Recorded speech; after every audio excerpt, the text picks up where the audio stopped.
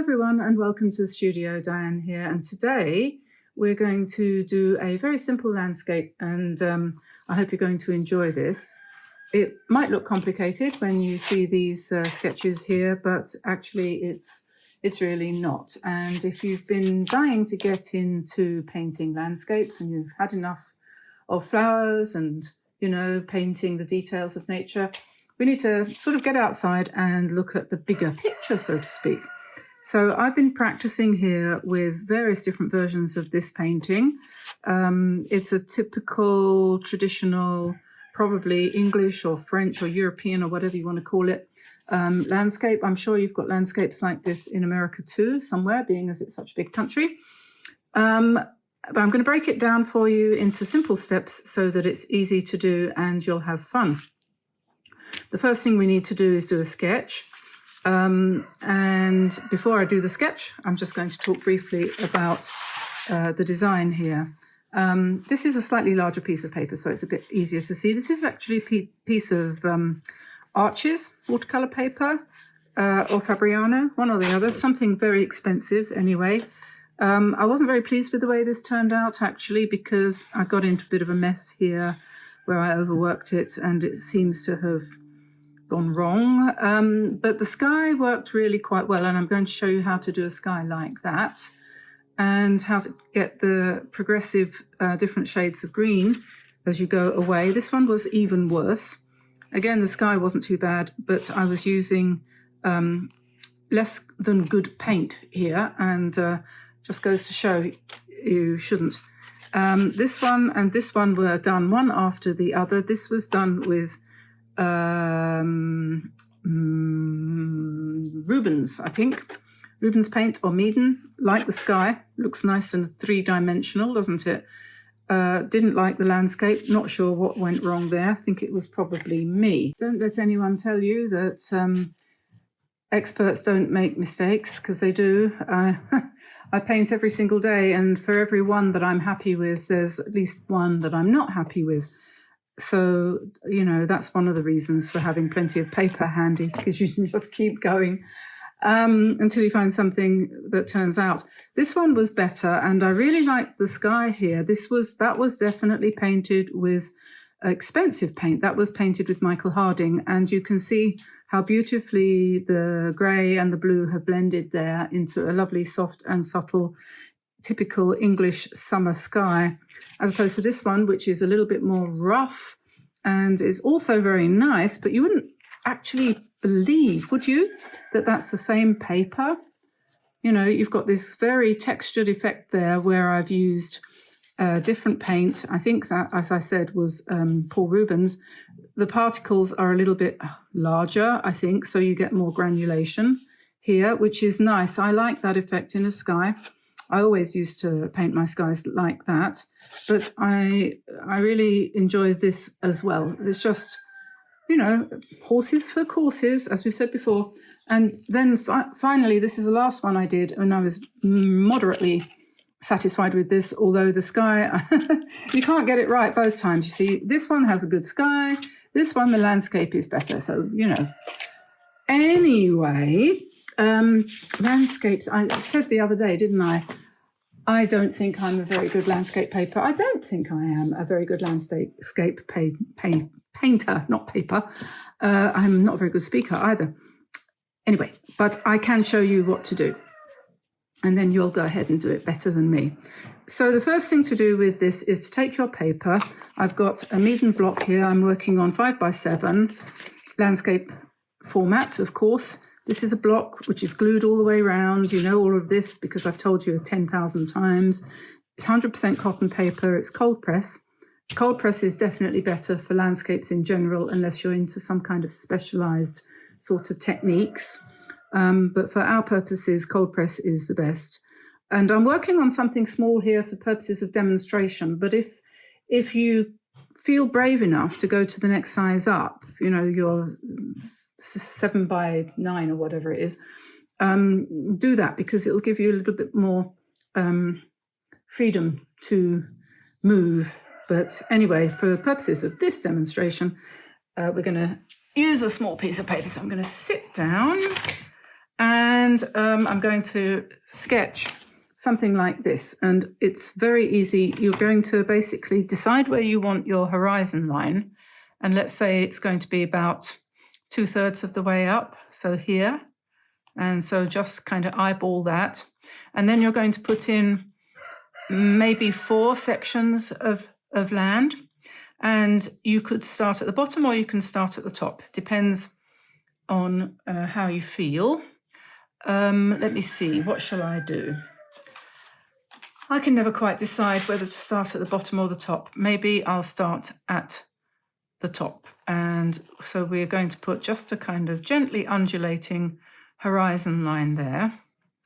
And then I'm going to bring a, let me see, a second line could come down here like this, and then curve a little bit in that direction.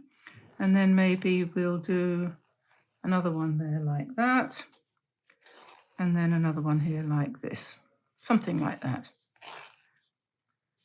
However you want it. You want about 4 sections. Okay, so that's not difficult, is it? Probably, you see, having said that, that's wrong because that should be over here. The only thing that's wrong is you shouldn't have your highest point of your hills in the middle of the piece of, in the middle of the design. So we'll take that out and move it over. You can always rub it out and start again. If you don't like what you've done, that's better, isn't it? You can see that that's better. So it's sometimes good to make a mistake. And then you could also, this line here could be a little bit higher. Whatever, you know, floats the appropriate boat for you. That's probably okay. And then we're going to think about the colours that we're going to use. And I've got here, this is one thing, this is another thing, this is a thing. Okay, here we have Holbein, and I've got 3 shades of green. You can mix 3 shades of green if you want, or you can have 3 shades of green straight out of the tube.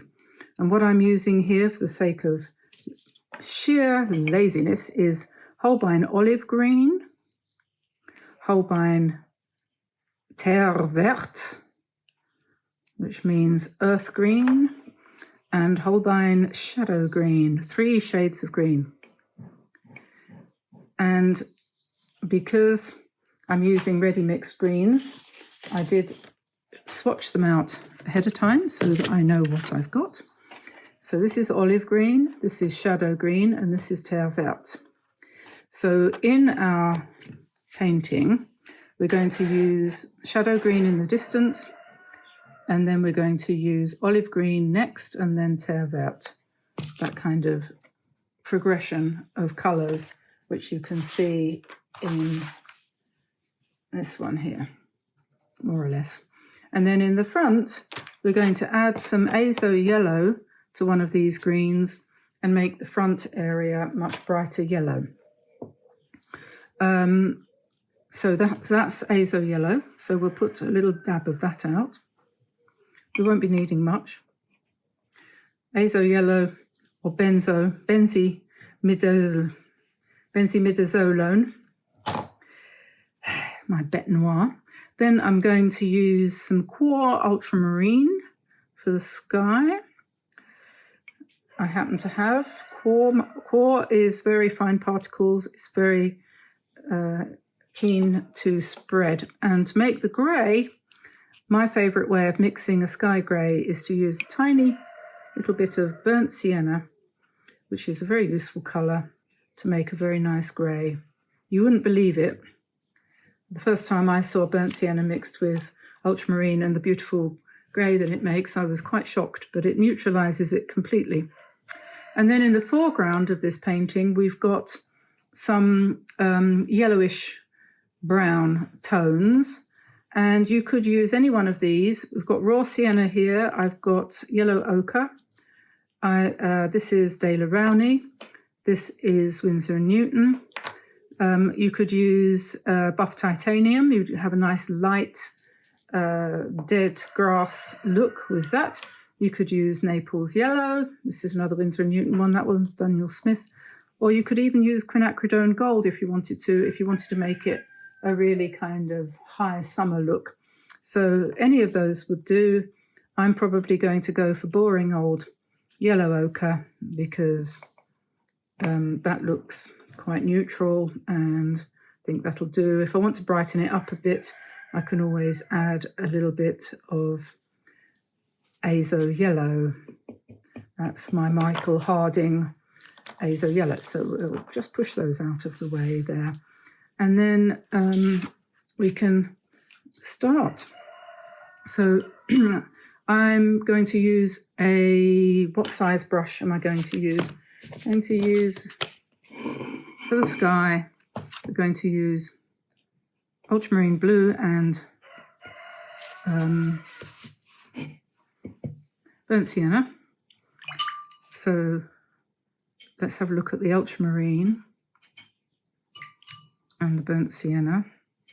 When it comes to mixing the grey, we'll bring the blue into here, and then you can see if it looks a little bit too brownish, just add a bit more blue and you'll get a grey like that.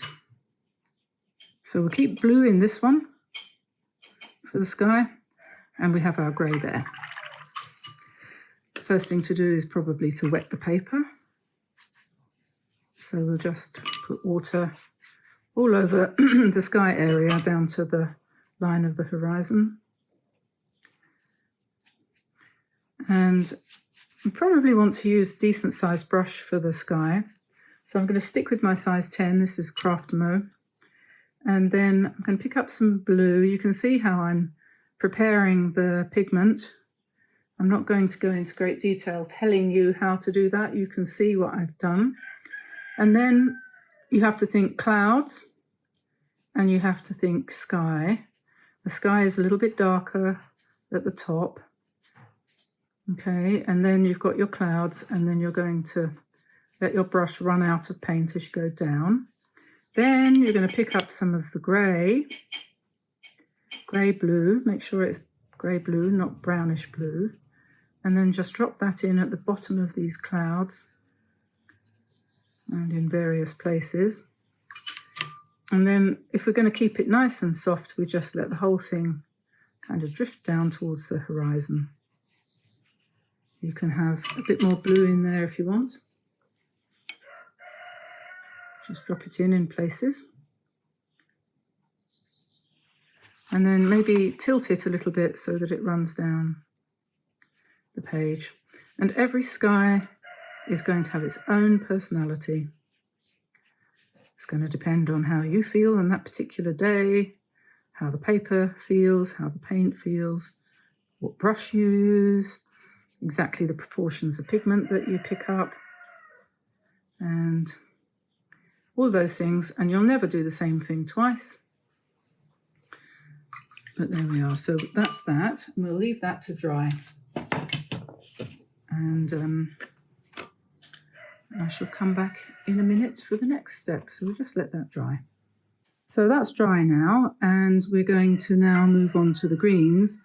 And for this hill in the distance, I'm going to use basically shadow green, which is this one here. And it's quite muted, I suppose you could say. You can adjust that according to what you fancy. Let me see, perhaps I can try it out on a piece of paper ahead of time. And if that doesn't seem very realistic to you, you could always add a little bit of yellow to make it just a tiny bit yellower, perhaps. But, you know, there are days when the hills look very blue in the distance. So you might like to add some ultramarine to that shadow green and do it like that, which is what I think I'm going to do. So then just pick some of that mix up. Don't be too precious about it. And just drop it into your distant hills like that. And if you can, let your hand shake a little bit. And then maybe go back in with slightly more intense blue and just drop a bit more in places like that. And then that's your distant hill. Obviously that could turn into a mountain. It could be embellished later with some trees and things which we might put onto it. But then the next line is going to be a different shade of green. And so let's go to this one here, this other colour here, which I think is olive green. I think I said that, yes, olive green. It's completely different. You might not want it to be quite as olivey as that, although it could look really good if you did. So up to you. You might want to mix a little bit of the colour that's behind into that, perhaps. And then we can come down with that colour and just bring that through like this. And then after one stroke, you might think, oh, yes, I'm just going to alter that a little bit. And so add something a little bit darker and just keep going across there like that. Okay, so you've got two different greens completely. And then maybe we'll go to this one. This is Terre Verte. And again, you know, like in all the best books, it always says, break your greens. If you use a ready mixed green, don't use it straight out of the tube. And I think that is basically very good advice. I'm just going to break this one with a little bit of burnt sienna. That's what I'm trying to do anyway. And I'll try that out here. Okay, so we'll come in with that. It's just subtly different. Sorry if you can hear, there's some banging in the background. And then I'm going to add the other greens that I've already got to make this one, because this is closer and there might be more detail on the closer one. So we'll just basically mix and match here.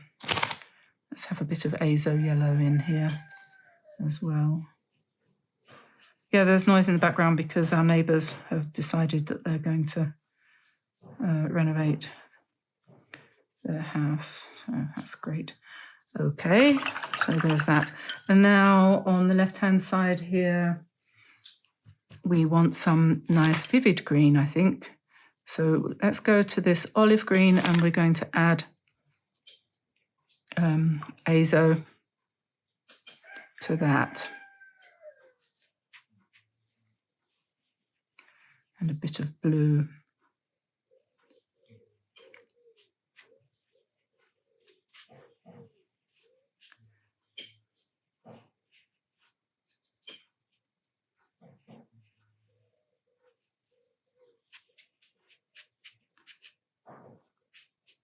Just keep varying it as you go down. Don't paint in lines going across. You're not painting a wall. Okay, so there we are. We have that. And then I'm going to go to my yellow ochre. This one here, which you can't see. Sorry. With this one here with a little bit of azo yellow in it to brighten it up. And then we're going to pretend that this in the front here is a field of harvested corn. That is to say wheat, an empty wheat field. You can see all the little mice in there rushing around. Okay, so there we are. We've got all of our, we're going to put some variations in there. And now we're going to let that dry and then we will come back to finish it off. So this is dry now. I did run the hairdryer over it to make sure that it was. And so we've got a nice background here. And of course, when you do a landscape, you do need to think about features in order to give it some interest, and also have to think about covering up your mistakes. So along the lines where the colours have joined, if you've got any kind of, you might call stitching errors or whatever, you can just paint over them with trees. So we're going to put a tree line here, and this is actually quite a common sight in France. I don't know if you have similar things where you live, but you know, hedges where they haven't been cut down, massacred, and all the rest of it. We're trying to protect some of our little trees that we've planted in on our border between us and the road that goes past us. Tamsin has planted some seedlings, which are now growing up a little bit, saplings from England that we brought over. And we have been told that the hedge cutters are coming from the council, and that what they do is they have a horrible machine which just completely destroys everything, and we're very unhappy about it because it certainly isn't good for nature, all the poor little animals and things that are nesting and raising their families in the hedges. So we're putting a flag along the line of the hedge to try to persuade them not to cut too far in. It'll still destroy some of the wildlife, but hopefully not too much, not as much as it would otherwise. So I'm mixing this dark green here, which is the shadow green, with ultramarine blue to get what you could call a really strong shadow colour, really darker than the shadow green originally. And then I'm just dabbing in little random dark marks to sort of indicate forest, trees in the distance, and so on and so forth.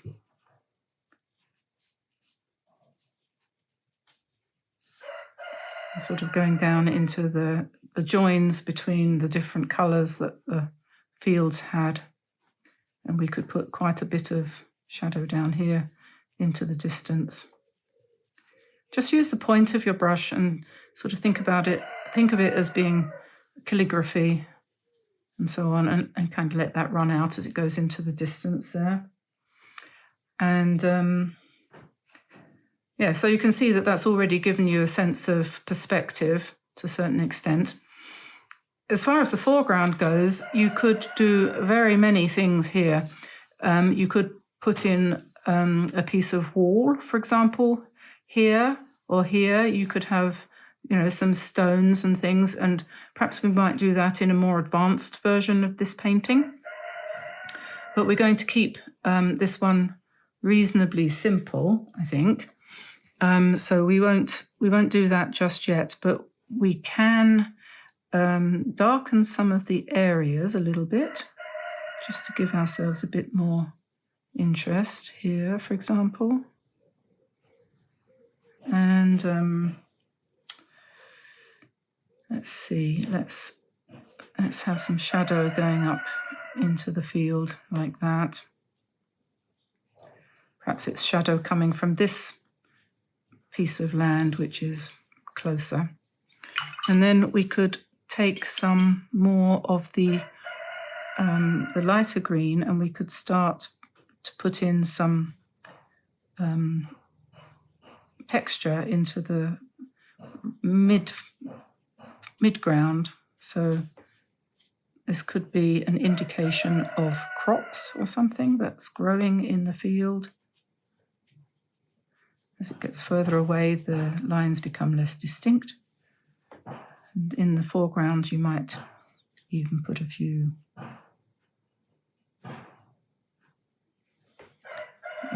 darker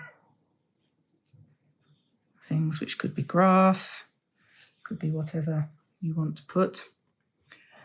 And over here, you might make them a bit bigger. That banging in the background is somewhat distracting. I'm just wondering what they're doing. It's been so quiet here for the last 3 or 4 years with the pandemic and having had our neighbour pass away and leave his house empty for probably coming on for it must be 3 years, something like that. So anyway, that's a nice textured field there. And then we're going to come into the foreground here. We'll pick up some burnt sienna, mix that with some green to make a sort of shadowy, browny green colour. And then we're going to paint some, like some ruts or something in the ground. And this is where I always remember the wise advice of Roland Hilder saying, always leave some blank space. Let your eye rest somewhere in the picture. Even if it's only a little area like that, you shouldn't have every single square inch of your painting covered. It should somewhere be, calm, peaceful. So I'm just going to go down the bottom here of this and just put some shadow in, and also along the base of the trees in the distance, just to give them more embeddedness. And you see how simple this is.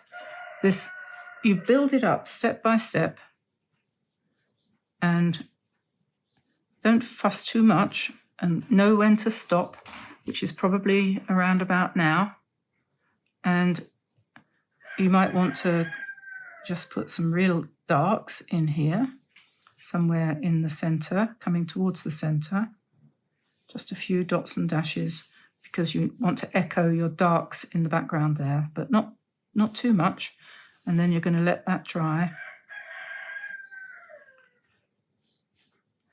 It always dries a little bit lighter. And if you wanted to add another colour, you could come in like I did on one of mine. I put some, on this one here. And I'm not entirely sure that it's completely successful, but I did have a go at putting in some poppies and things. But I quite like to leave it nice and simple with just these colours. And I wanted also, just since I've now painted this picture, I want to recommend a book that you might find interesting. I like to support other people if I can. And there's a young lady called Hannah Pickerel who has just brought out a book called Watercolor Wanderlust. She's very young. She could be my granddaughter, to be honest. But she's very keen and very good, and she's going to be a good painter one day. And this painting that I've done is based on, although it isn't the same as one of the paintings in her book, and I'm sure she wouldn't mind me demonstrating it to you, but I totally recommend that you get yourself a copy of this or put it on your Christmas list or something. It's full of interesting paintings. There's Stonehenge, for example, and she's gone around the world and painted lots of different places that I'm not familiar with. So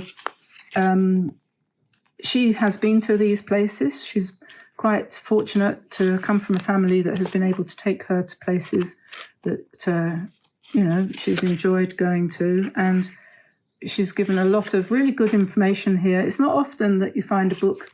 I find that a lot of the books that the youngsters are producing these days are full of very little. But this one is an exception. And she's a quick learner. She spent the first, how many years? I don't know how old she is. But she's quite young. This reminds me of, I know that painter. Just a sec. This painting reminds me very much of somebody called Joe Francis Dowden, who is a painter I tried to emulate at one point when I was learning to paint. I found his book and I had a go, and I have to say it was extremely difficult to paint like him. And so this stuck in my mind. When I saw that, it stuck in my mind. And as you can see, it's a very similar style. And for all I know, Hannah might have seen this painting or one of his others. He paints with very strong colour, and he's also a very gifted artist. Not everybody can manage colour like that. It looks so simple and beautiful, and it is incredibly difficult. But look at these sunsets. So this is another book I would recommend if you want to branch out into landscapes. Actually, thank you, Hannah, for jogging my memory about Joe. Look at this. It's beautiful, isn't it? And so here's 2 books that you might want to look at. Painting Water by Joe Francis Dowden, or any of his other books, and Watercolor Wanderlust by Hannah Pickerel, the latest generation of good watercolorists. And so I think I'll probably leave you more or less there. Where did I put my painting? Oh, I buried it. Just a sec. I'm going to take this one out of this frame. This frame's a little bit sort of over the top, really, for a little painting like that. But when you pop it into a frame, you do get a different impression. Whoops. So there we are. I'm not completely unhappy with that. What do you think? Why don't you give it a go? If you've never painted a landscape before, I think you'll be very pleased with your results if you try this technique and do exactly what I did and use 3 pre-mixed greens, which you then break with a little bit of yellow or a little bit of burnt sienna to give you softer greens than the ones that come out of the tubes. And start small like this, and you won't feel overwhelmed by the size of the painting. Don't worry too much about where you put your hill lines, because they all come out in the end to make sense, generally speaking. Vary the colours as you go through on each section. Don't just paint them solidly. Don't go like this from side to side, but paint more delicately in smaller areas of your painting. And use the tip of the paint brush, have a nice sharp one with a very good point. It doesn't matter how big the paintbrush is, if it's got a good point on it, you can paint great detail. I can paint with this brush. This is a Craftmo one, but the Princeton ones are also very good. In fact, they might even be better, I don't know. But and I like my Drawwell ones too. You can paint even the antennae on a bee using the point of a size 10. You don't have to go down to a tiny brush to do those details. In fact, to tell you the truth, I think personally I get better results on fine painting with larger brushes than I do with small brushes, because the small ones just don't hold any paint to speak of. So there we are. That's my opinion. What's it for what it's worth? I'm going to let you go now. I need a cup of tea or coffee or something, and I hope you enjoyed that, and we will be doing more. Thanks to Hannah Pickerel for the loan of that book, which I bought from Amazon. I bought it. I did, Denise. I did buy that book, and I wasn't sent it to review. Nobody's ever sent me a book, actually, yet. But you never know. It might happen sometime. Oh, I wanted to mention one other book just before I do go. Somebody was talking about painting flowers and things and drawing them first. This is a vintage book. This is by a lady called Edith Hilder, who was the wife of Roland Hilder, who was the person who really got me started into watercolouring. Not that he ever knew me, because he was dead before I even started. But anyway, this was his wife. And this book, you can get this from Abe Books.